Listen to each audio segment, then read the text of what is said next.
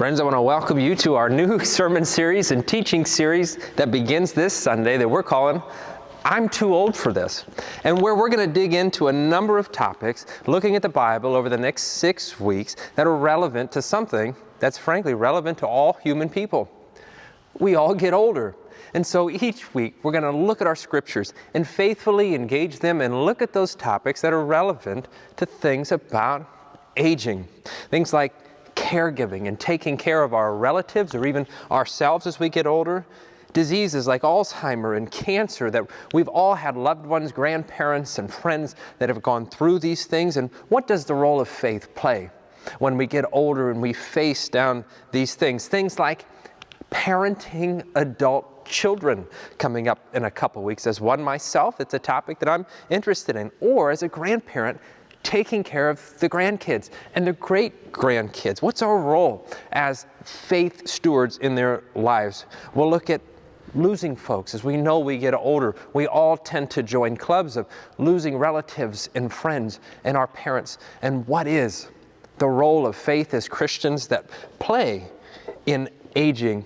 And then, of course, finding hope and purpose and meaning, even sometimes when we lose independence as we get older. Because I don't care how old you are, at someone my age, I got a birthday coming up in a couple weeks, and I don't feel old, I don't think that I'm old, but even I feel old sometimes. I recently did a wedding for a very close cousin of mine just last week. Thank you, Pastor Jeff, for a wonderful message and holding down the fort there. But there were a few moments during this wedding where even I felt old. And that in this cousin who was born in 1995, I can't help standing at the front of the aisle, getting ready with him right there and watching his lovely bride and the other cousins and family come down the aisle as men of honor. And I can't help but seeing this guy that I was marrying, not as this 23, 24-year-old man who's now about to start his own family, but as an 8-year-old kid. So you look at him and just go, man, where did the time go? I felt old. Or even worse, being asked to do a wedding of another cousin who was at the wedding, who was even younger than him. And my memories of this one were of the little toddler that Aaron would be cuddled up with him on the couch. And at one point, I think he even peed on her at some point. And we made jokes about that when he asked me to do the wedding. Or even worse, during the reception, when they're going through the litany of dances that everybody does at their family weddings and receptions, and all the ones that I knew, but being the age of this wedding, we got to it, let's just say, an age of music that I was not familiar with. And at some point, even the millennials, like myself, had to step off the dance floor and say, okay, Gen Z, you got it. Those are dances that you know, makes you feel a little bit old. And I'm going to start this week by stating an obvious fact, and that is there are differences between people of different generations.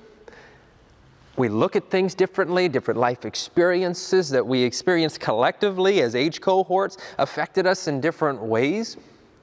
And where these differences exist, sometimes there can be sources of conflict between generations or people of different ages, especially when they attempt to work together or they're in some kind of organization or some kind of team. The church being another example. A lot of the divides within the church in recent years or decades sometimes have fallen along the fault lines of age, generational age cohorts. And this Sunday is Human Relations Sunday. In our United Methodist Church, it's always the Sunday right before Martin Luther King Jr. Day, where we attempt to focus on those things that we can better do as people and humans to improve relations between one another.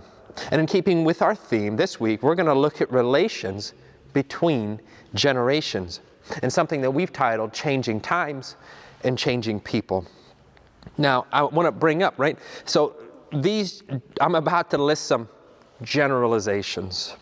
It doesn't always apply to you, but to some degree, people who have collectively lived through certain experiences together and events have a way of collectively forming people in what are called generational cohorts. And we've all heard some of these terms today, and there are about, sociologists would say, 6 generations alive today. And in looking at our church membership records, we have all 6 generations represented here at Crossroads United Methodist Church. The oldest of the generations still among us are those folks you might have heard in the greatest generation. The economic turmoil of the Great Depression profoundly impacted this generation, leaving its members with a desire to end poverty and create economic opportunity for those after it. As a result of this drive, this generation is recognized for their success in later years. And in part, a result of the Great Depression and World War II, this generation developed great resilience in surviving hardship and solving problems. And there are a few characteristics that we'll go through of each of these generations. Mind you, let me repeat again that these are just generalizations, and while these might apply to one generation as what they emphasize, they can certainly be spread across many. But our folks of our greatest generation, things that they tend to value were personal responsibility, because of the harsh realities of the Great Depression, forced so many into a higher standard even as children. They had to take on a lot to get through there, making sure that they could make ends meet to support their families and their loved ones. Folks of our greatest generation tend to uphold a sense of humility, and that the Great Depression fostered modesty and humility in many of those who lived through these events. They were very frugal people, saved every penny and every scrap because they helped their families survive through times of shortage. Use it up, fix it up, make it do or do without was the motto of their time. They're very committed people, believed in integrity above almost all things, and self-sacrifice. As millions sacrificed to defend their country or support the war effort, even at home, we had ration stamps where people couldn't go get as much gas or bread. Pennies were changed, and so they had to sacrifice a lot in a short amount in their generation for the collective good. Now, their children, folks born between 1926 and 1945, are what we would call the silent generation. This was probably the first defined age cohort or generational group. And these people are folks who lived through World War II. And the name comes from an article in Time magazine from the 1950s that alludes to the fact that the children of this generation were taught to be seen and not heard. According to sociologists, this group is very well disciplined. They are value-oriented and extremely loyal and interested in direct communication. And so they really enjoy speaking in person as opposed to via technology. Now, the generation after this, and a name you've heard a lot, and it used to be our largest generation here, are the baby boomers. And this is the only generation that's been defined by an official government body, in that the U.S. Census Bureau has stated and has set parameters for what the baby boomers are. They're named this because of the huge surge of births after World War II. The group starts in 1946 and ends with those who were born around 1964, when the birth rate began to decline again.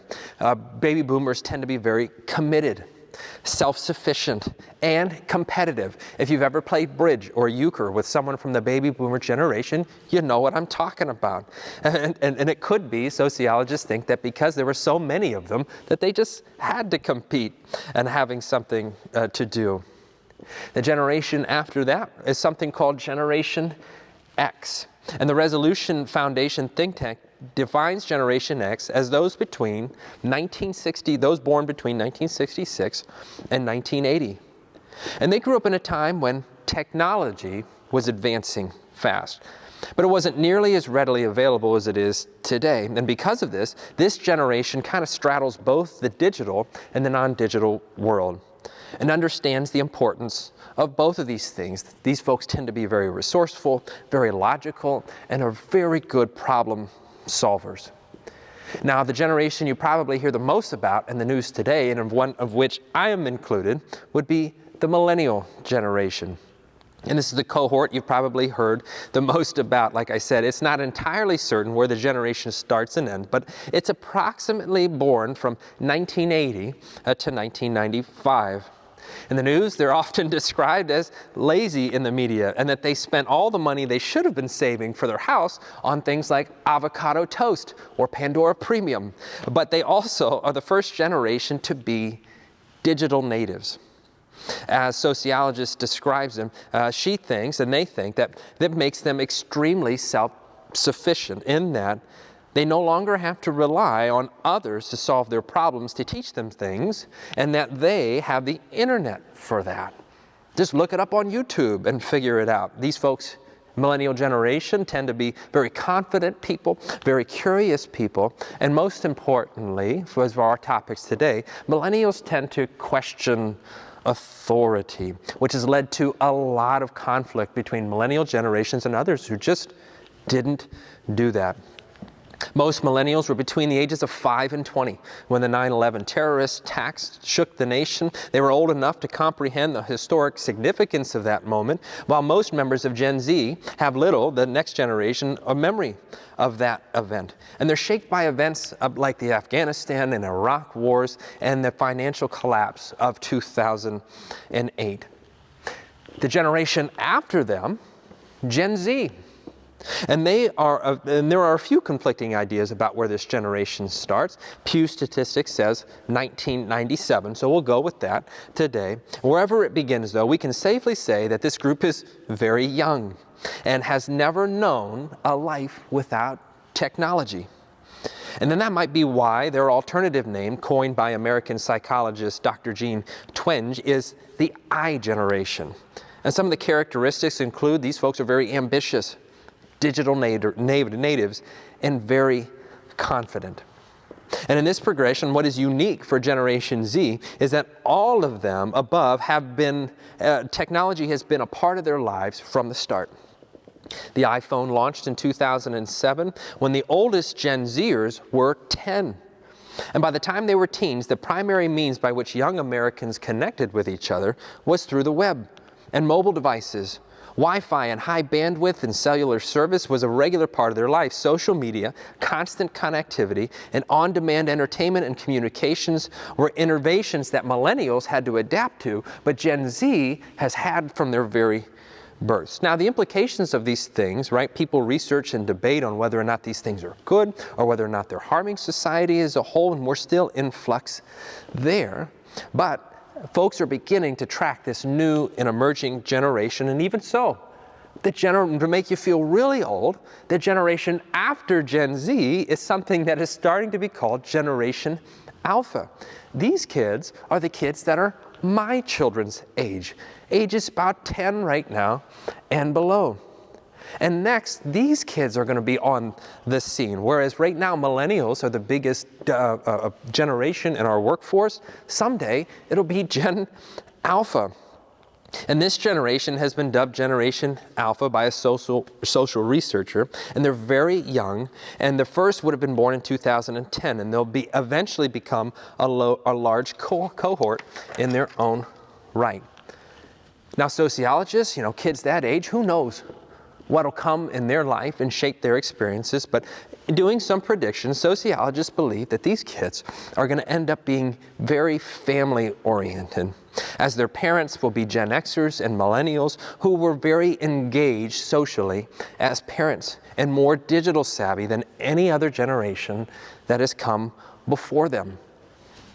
Now, I wanted to bring up in our scripture text today, as we go into, which is going to come from Exodus chapter 1, about some communication breakdowns between generations. Because as I started at the beginning of this message, right, it's Human Relations Sunday, and oftentimes we find that there are fault lines that get drawn behind these generations. And what's difficult in all of this is communicating and working well with one another. And there's a story at the beginning of the book of Exodus, chapter 1, verse 1, and it reads, "There are the names and the sons of Israel who came to Egypt with Jacob, each with his household: Reuben, Simeon, Levi, and Judah, Issachar, Zebulun, and Benjamin, Dan and Naphtali, Gad, and Asher. The total number of people born to Jacob was 70. Joseph was already in Egypt. Then Joseph died, and all of his brothers and that whole generation But the Israelites were fruitful and prolific, and they multiplied and grew exceedingly strong, so that the land was filled with them. This is coming off the heels of the story of Joseph and his amazing Technicolor Dreamcoat before he rises to power in Egypt. And then in verse 8, it goes on to read, "Now a new king arose over Egypt, who did not know Joseph. He said to his people, 'Look, the Israelite people are more numerous and more powerful than we. Come, let us deal shrewdly with them, or they will increase in the event of war, join our enemies, and fight against us, and escape from the land.'" We find out in these verses that it was important for the author of Exodus, before they actually get into the story of Moses, to bring up this fact, before we find out in the Bible that the Israelites had been enslaved. That as time progressive, Joseph, and more importantly, his God-inspired interpretations of Pharaoh's dreams, are going to now become a distant memory. Even though he saved a whole country from famine in the previous book. Instead of general feelings of goodwill towards the Israelites and later generations, as the minority in that country, they're eventually going to become the target of the majority's persecution. And the truth is that civilization always loses a part of our collective memory as generations pass. As an example, the last veteran who served in the trenches of World War I was Henry Patch from the British Army, who died on the 25th of July, 2009, aged 111. And you got to ask yourself, what did that generation have that we need today? What did they know? What did they do? What wisdom could they provide our world's problems and our biggest hurts today? Because the truth is, we have communications breakdowns in the same way that subsequent generations passed from Joseph to new generations and a new king who forgot all the deeds of God and Joseph before. We have that going on today. But the truth is, God's intention for how people are to relate with one another between generation to generation is different than what commonly exists, where we draw these fault lines in the sand and we say things like, "Oh, well, young people don't get this," or "young people get upset with old people because, they just don't get with the times." God's dream is something completely different than the divides that exist today. Paul gives some advice to younger folks in 1 Timothy 4:11. He's going to say something like, "There are things that you must insist on, young folks," he says. "Let no one despise your youth, but set the believers an example in speech and conduct, in love, in faith, and in purity.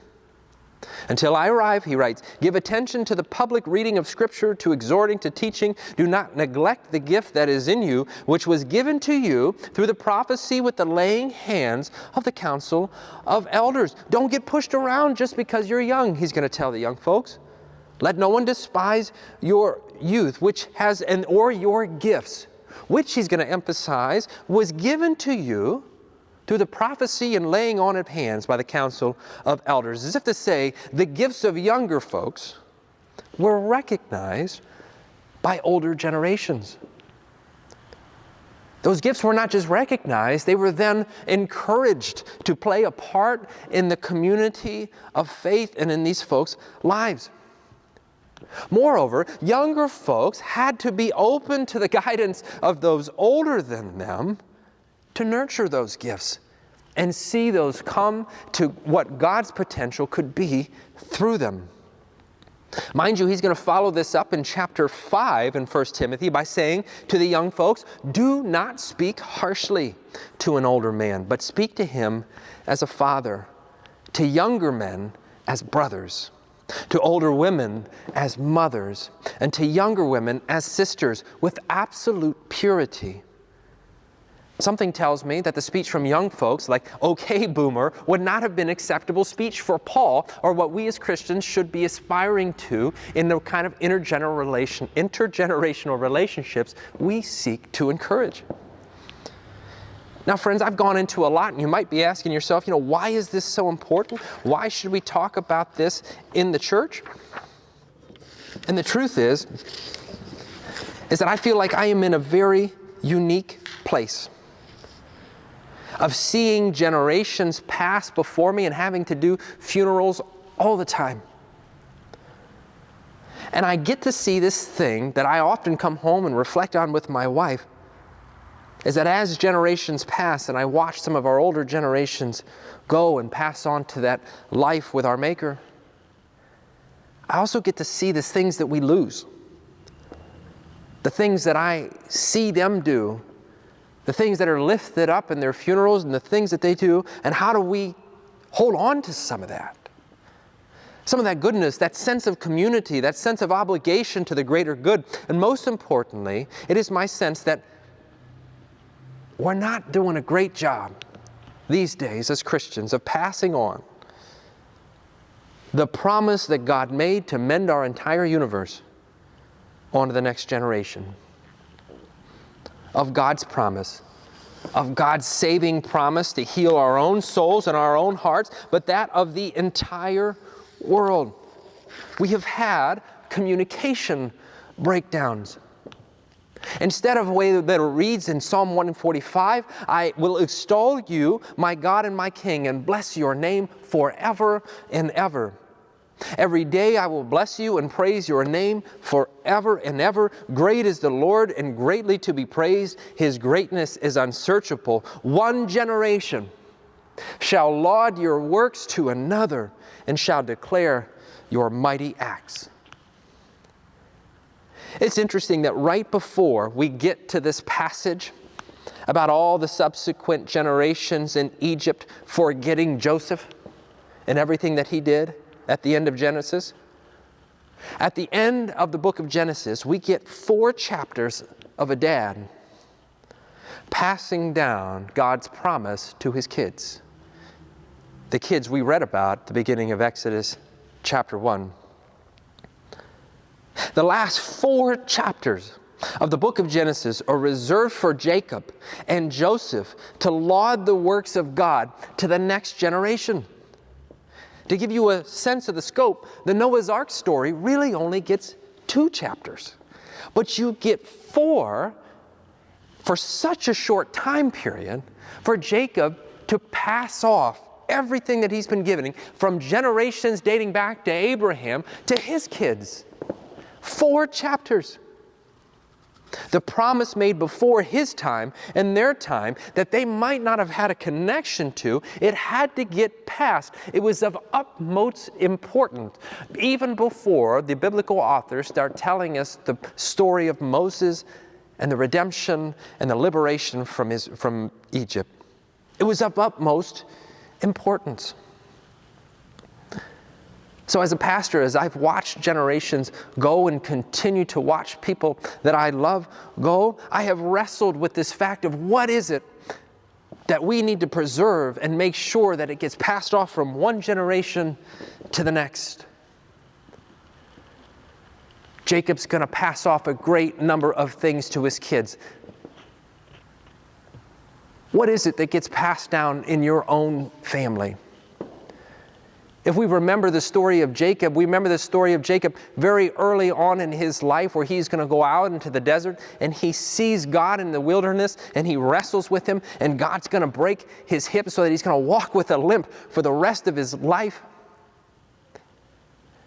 And in thinking about that story, as Jacob passes and his estate would have been begun to get divided up between his 12 sons and who got what, and we've all been there in the story when someone has passed in our family and everybody's kind of going through boxes and things of the house, and some people have an emotional attachment to one thing or the other. Maybe you wanted a set of dishes, or maybe you wanted a set of something that meant a great deal to you that was from a grandmother or your mother or your father or something like that, and it means a great deal to you. I think, in my sanctified imagination, of all the things that the brothers of Jacob, of the sons of Jacob, would have argued about, I think I would have made a hard case to get his staff. Hear me out.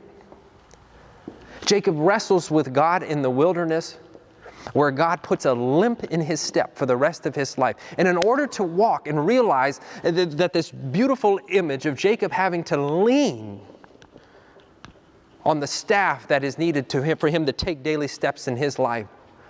Would have been a reminder for me to see that was his trust in God.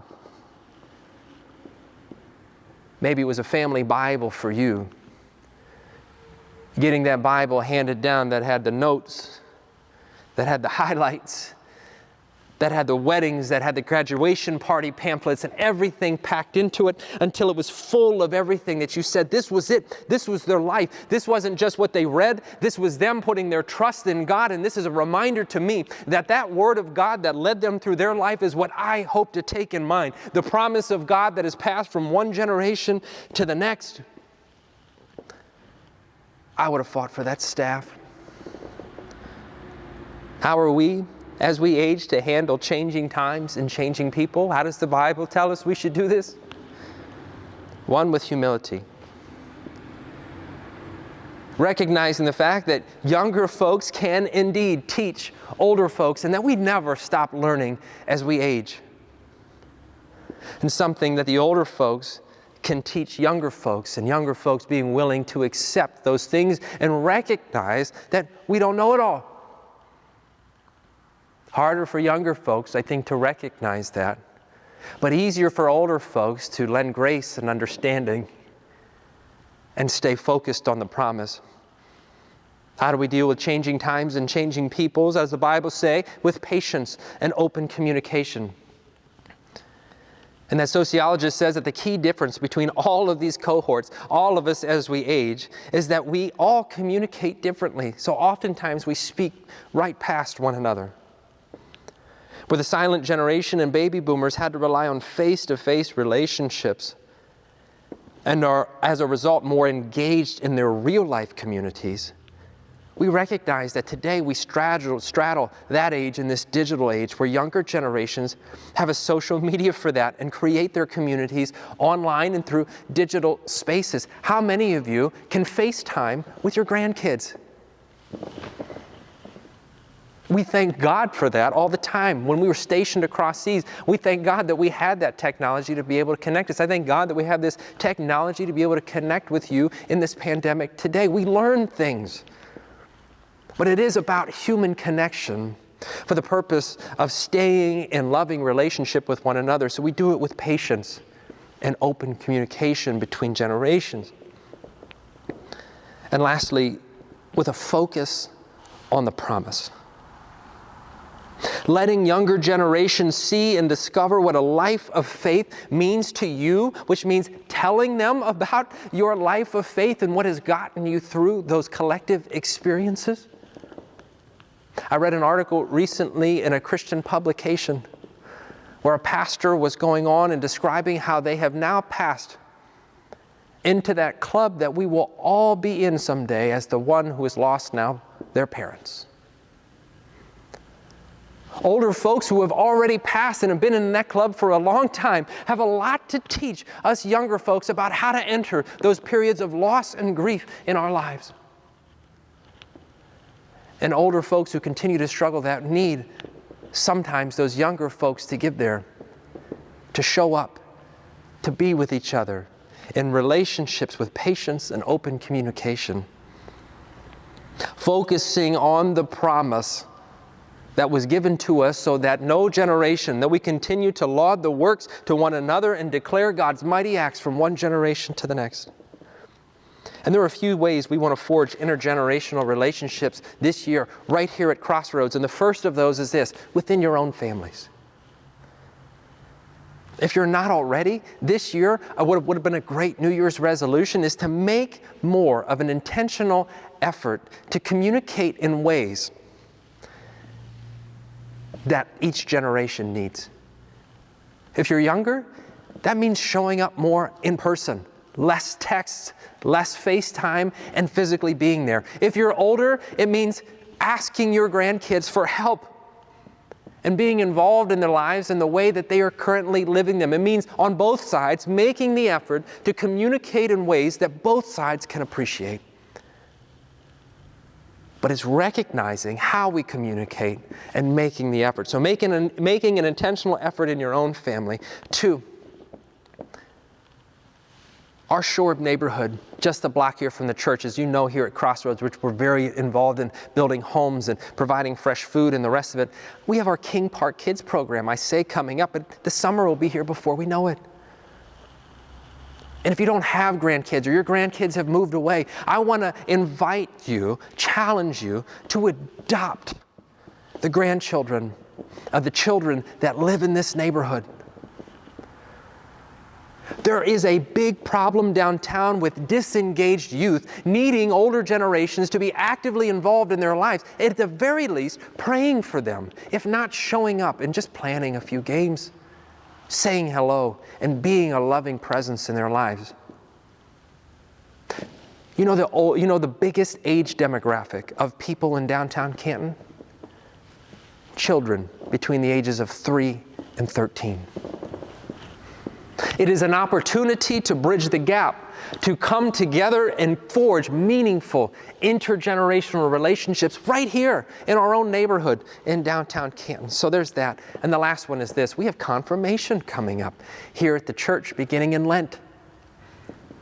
I need prayer partners, mentors, people to pass off and write notes and cards and continue to encourage the youth of our church to continue in their lives of faith so that they know that you will be there, know that there have been people that have gone through the kind of experiences that they will then encounter, and know that that future promise that you have leaned on your entire life can be passed off from you to them. So we need you. And friends, for all of those things and more, for improving intergenerational relationships, to make sure that we're talking and open communications with humility and patience and passing down that promise, I ask for your prayers and invite you to keep an open mind, an open spirit as you engage folks of all kinds and all ages in your life. Would you pray with me? Loving God, we thank you for the creation of all people and the wisdom that you have put within our youth and the wisdom and knowledge that is within our folks that are older. Heal the divides between us and lead us towards lives that would draw us closer together so that we can be more like the people that you envision to be. God, let it not be said of us that the promise that was given to us was forgotten from one generation. And that we, as a people of a generation who have seen and heard and felt your promise within us, can faithfully laud your works to the next generation. In your Son's mighty and great name, amen.